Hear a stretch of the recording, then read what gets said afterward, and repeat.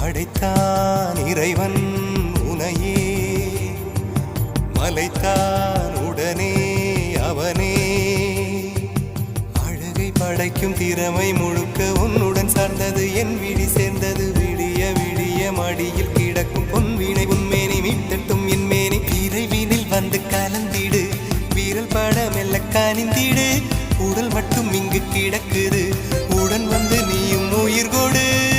பல்லவன் சிற்பிகள் அன்று பண்ணிய சிற்பத்தில் ஒன்று, பெண்ணென வந்தது இன்று சிலையே.